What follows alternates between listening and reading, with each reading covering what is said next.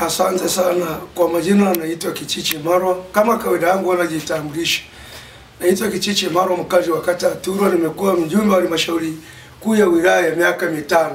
Nimekuwa kupitia kuwa mjumbe wa halmashauri kuu ya wilaya ni kutokana na sehemu na nafasi niliyokuwa nayo, ambao nilikuwa ni mwenezi wa kata ya Turwa, ambao niruhusu kuingia vikao hivyo: mjumbe mkutano mkuu wa wilaya, mjumbe wa halmashauri kuu ya wilaya, mjumbe mkutano mkuu mkoa, mjumbe wa kamati zote za kata. Kwa hiyo leo hii nimejitokeza kuongea baada ya tarehe 30 kuwa nilivamiwa na watu sio wanaitwa jenzi wa uni tu, yanayokuwa maandamano ya haki. Nikutana nao tarehe 30, nimevaa nguo yangu ya kijani, suti, nimekula vizuri. Wao wakasema kwamba yale mangoni ya CCM, nilipoambia hayana namba ya CCM, wakachana wakagawana vipande, na katoa kisu wakachana ile koti kwa nguvu, wakaacha suruali ile nyingine ya kijani. Kwa hiyo wakaondoka na ile shati, koti ile, mwingine akaondoka na kipande kingine, mwingine akaondoka na kingine. Baada ya kuwa hapo najitetea, ilikuwa na simu yangu aina ya Samsung A5 ambao napo waliondoka, lakini na koti waliondoka nayo ikiwa na shilingi 500,000 taslimu. Na jeshi la polisi linafanyia kazi, nilifungua kesi na utaratibu unaendelea kufanywa kazi. Lakini ndugu mwandishi, tangia nimepata shida, wana CCM walijua kabisa kwamba nimepata madhara kwa kuvamiwa na watu, kwamba mimi ni mwana CCM. Hakuna mwana CCM ambaye nichangia hata 100 wala kunipa pole. Lakini nishukuru, maisha bado yanaendelea. Baada ya siasa maisha yanaendelea. Lakini nipongeze Mama Daktari Samia Suluhu Hassan, Rais wa Jamhuri ya Muungano wa Tanzania, kwa ushindi mkubwa aliopata wa kishindo katika nchi hii pamoja na mgombea mwenza. Lakini vile vile nichukua nafasi ya kulipongeza jeshi la polisi kanda maalum Tarime Rorya pamoja na mkuu wetu wa wilaya ambaye alinusuru mauaji makubwa katika wilaya hii. Pamoja kulikuwa kuna maandamano, fujo ilikuwepo katika wilaya Tarime, lakini jeshi la polisi lilichukua tahadhari ya kutawanya watu wale bila kupata madhara, kwa sababu Tarime hakuna mtu aliyeuawa katika maandamano, bali waandamanaji wameharibu miundombinu sana. Na lakini bado wapo, ingawa wengine walikamatwa na wao tena wamerudi kwamba sasa serikali haiwaangalii, wanasema kuna maandamano tarehe 9. Kupitia muda huu ni shauri umma wa watu tarehe 9 watu wasijitokeze kuenda kuharibu miundombinu, watu wasiwe mikusanyiko, watu tuendelee na kazi. Maandamano hayasaidii kitu chochote, watu wajue serikali ipo. Wewe kubishana na serikali, serikali ina silaha. Mimi nashangaa vitoto vidogo vinaandamana, vinaita eti jenzi, vinarusha mawe, vinarungu, lakini jeshi la polisi wana silaha za moto. Kwa hiyo kwanza tuheshimu jeshi la polisi. Wale ni watoto wetu ambao wamepata ajira. Sasa watu wanaoandamana, wanachoandamana wanataka nini? Kwanza ni watoto wadogo, wazazi wao wanawapikia chakula, wanakula kila kitu, wanapana wazazi wao. Huo ni wizi, wanataka kupora mali za wananchi. Maana haya maandamano yametupa fundisho kubwa. Ulikuwa unapita unaambia tuchangie mafuta, weka chini ulichonacho. Maandamano huwa hayako katika utaratibu huo. Hata tukiangalia katika nchi nyingine, mnaandika mabango, mna nini kinachowasibu maandamano, mnaenda katika ofisi husika kwa amani, bila panga, bila rungu, bila mawe. Asante. Baada ya mchakato, ndugu mwandishi wa habari, baada ya siasa huwa kuna maisha yanaendelea na bado huwa kuna siasa inaendelea. Tumemaliza michakato yote ndani ya CCM, lakini CCM siku zote ndio huwa na bugi kuwakosea wananchi. CCM mwenyekiti anahitajika kuwa mwenyekiti wa halmashauri, inahitajika akapatikana mwenyekiti ambaye ni jasiri, ambaye hawezi kukubali kuwekwa mfukoni na mkurugenzi. Yani au anajisimamia.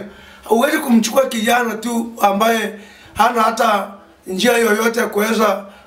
Na mwenyekiti anatakiwa kwanza awe anachangamana na matajiri. Mwenyekiti asiwe mtu ambaye kubariki ndani ya matajiri. Lakini vile vile tahadhari, mwandishi wa habari, mwenyekiti wa halmashauri anayechangiwa fedha, huyo muogope kama ugonjwa ukoma. Maana anachangiwa fedha na matajiri. Huo mwenyekiti wa halmashauri akiupata, kwanza atafanya kazi ya kwanza ya kurudishia matajiri fedha walizomchangia. Kwa hiyo tunataka mwenyekiti wa watu, sio mwenyekiti wa matajiri. Kwa hiyo na mwenyekiti tunataka mwenyekiti mtu mzima, mwenyekiti aliyetulia. Kwa hiyo hatuwezi kuwapa vijana, lakini vile vile hao madiwani waliokwisha pita kwenye baraza la madiwani, nafikiri mwandishi wa habari, na wengi wao wamerudi, lakini kuna makosa makubwa sana. Pamoja walikuwa na makosa makubwa, kiangalia kama mwenyekiti aliyekuwepo Komote, watu hawakupata vibanda wana CCM, lakini kila diwani alikuwa na vibanda viwili. Wengine wameuza, sasa wanakuwa kutafuta nafasi na mwenyekiti wa halmashauri. Kwa hiyo watu wa namna hiyo, na kwa kuwa wameingia wapya, tuwape wale wapya na wenyewe tuone madhara yao, mwenyekiti wa halmashauri na makamu halmashauri. Hatuwezi kuwa tunawachagua hawa, tunaweza kuchagua watu walioingia wapya na mabadiliko makubwa yakatokea sana. Kwa mfano hapa Tarime mjini, ninapoongelea Tarime mjini, mtu mwenye sifa mimi hata siwezi kumuomba hela na hana hela kunipa. Mafeko ni mtu kwanza ni mkandarasi, ana magreda yake, ni engineer, ni mtu analima mabarabara. Na hoja kimsingi nafikiri ya mwana CCM usome kujua na kuandika habari na kazi na kuingizia kipato.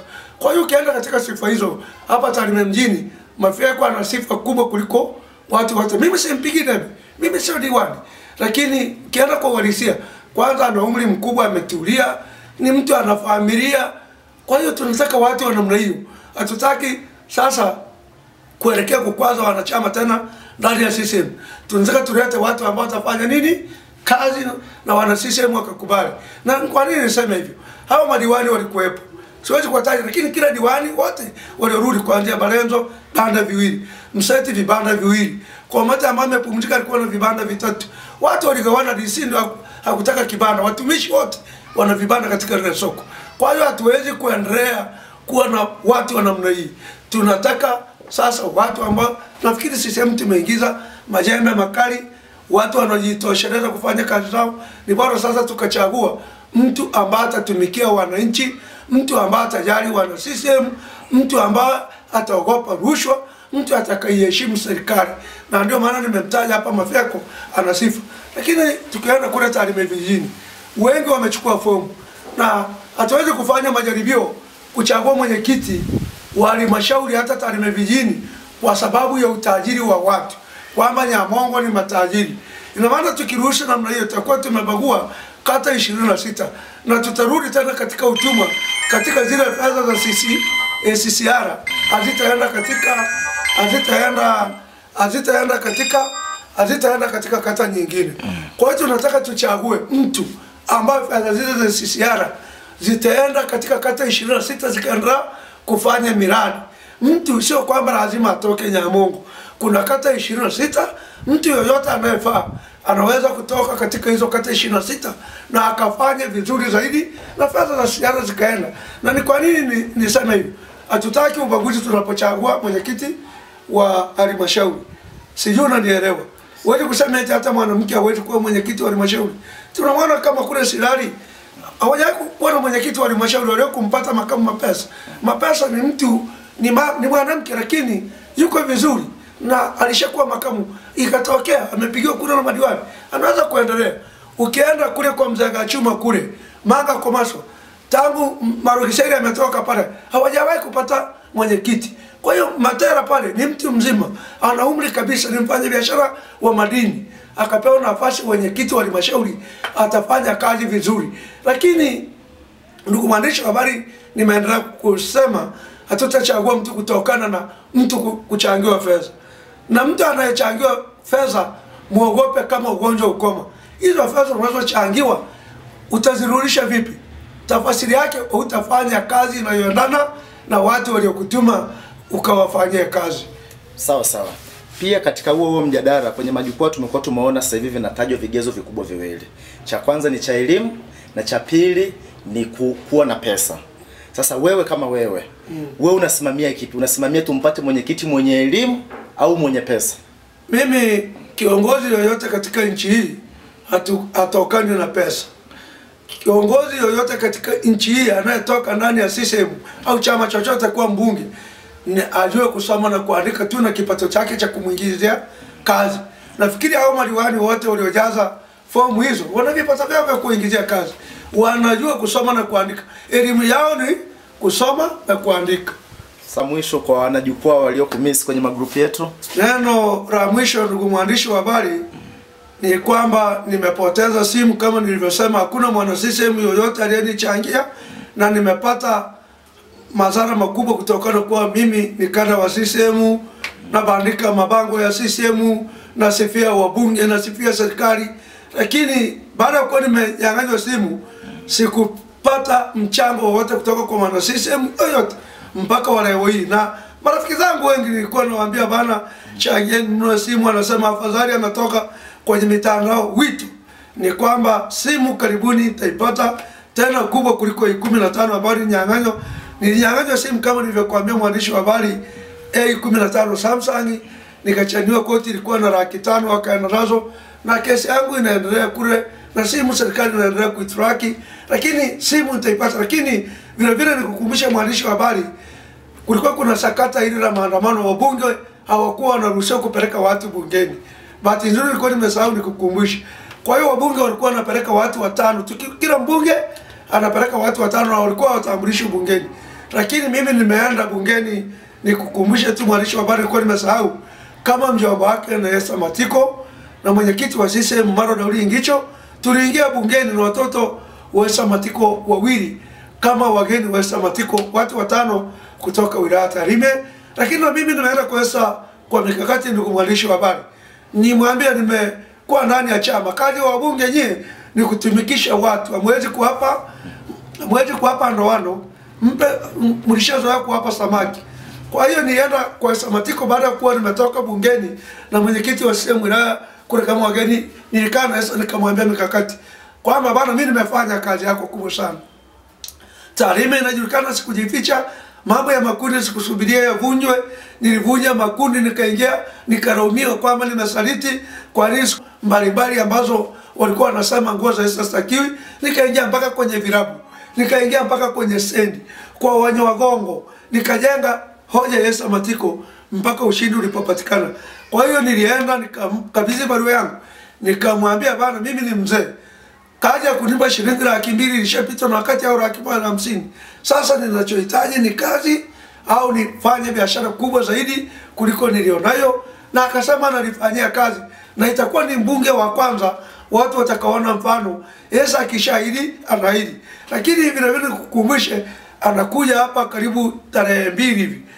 Tarehe 2 madiwani wa Tarime vijijini watakuwa wanaapishwa, anakuja kupiga kura ya kumchagua mwenyekiti wa halmashauri.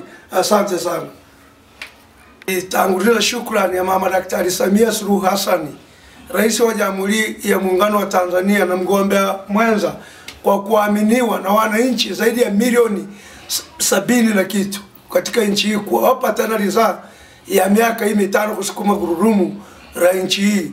Na mwandishi wa habari, sawa tu kukumbusha kwamba Tanzania ni kisiwa cha amani sana, lakini haya yaliyojitokeza, wavuta bangi wamekuwa wengi, vijana wadogo wameongezeka, hawana kazi, wanarandaranda mitaani, wanashindia kwenye mabetting, na ndio hao wanaotusumbua. Lakini wapa serikali ikachukua wajibu wa kudhibiti ili kundi la vijana ambao wana kazi, vijana, nafikiri nchi itakuwa salama.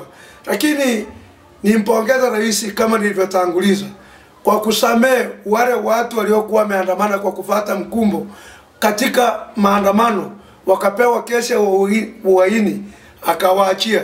Lakini sasa niombe, kwa kuwa na Tarime hilo wimbi lilikuwepo, kuna watu na wenyewe wako gerezani, na hapa sio Kenya. Mimi nilikuwa kwa kupitia rai hii, kwa kuwa rais akishatamka katika utaratibu wa katiba ya Jamhuri ya Muungano, rais ndio mwenye amri ya mwisho wa kutamka, na rais alishasema watu waachiwe walioandamana kwa kufuata mkumbo. Tuna vijana wetu hapa wako gerezani, kwa hiyo tunaomba na wenyewe huu msamaha uwapitie.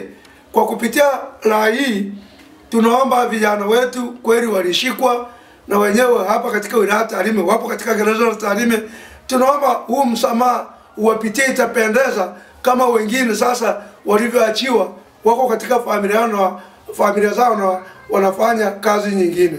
Asante sana.